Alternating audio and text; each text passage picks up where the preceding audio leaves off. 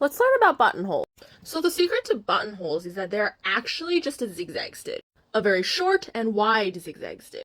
So when you first start the buttonhole, you essentially have a very short and wide zigzag stitch at the top. To go down one side of the buttonhole, you have the stitch width, and make sure your needle's, in this case, on the right or the left. I don't know, this cameras are weird.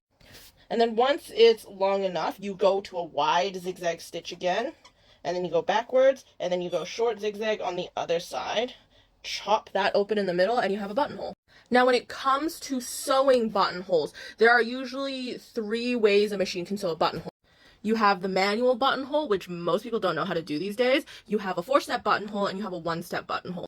Now, to do this, I'm going to have to switch to a buttonhole foot that slides back and forth so that this part can always grab the fabric even while you're sewing the entire buttonhole. Make sure you're on a zigzag stitch, switch your stitch width to the widest it can be, your needle in the middle, and your stitch length to 0.5 or a little bit less. Put your fabric in, your foot down, and sew the top of your buttonhole.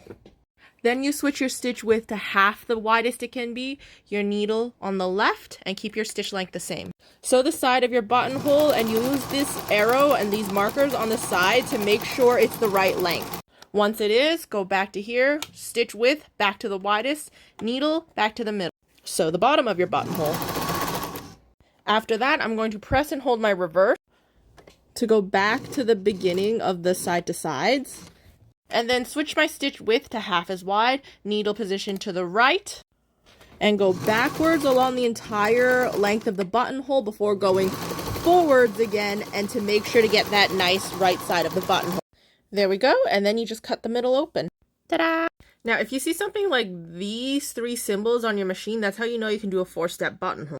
Also, the BH for buttonhole doesn't hurt. So first things first, you're still going to need your buttonhole foot. You're going to set your setting at number 1 for the buttonhole, width at the widest it can be, stitch length down at 0.5. Now this buttonhole is going to stitch the side of the buttonhole first. So put your fabric in and let's stitch however long we need our buttonhole to be.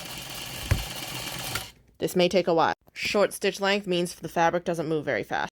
Once you have it however long you want it to be, come here, switch to number 2, and then just keep going, sew the bottom.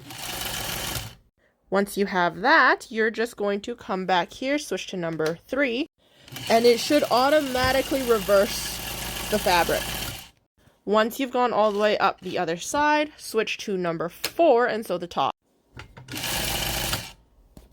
And you have your buttonhole, just cut it open now. I very much would like to show you guys how a 1-step buttonhole works, but I do not have a machine capable of doing 1-step buttonholes right now.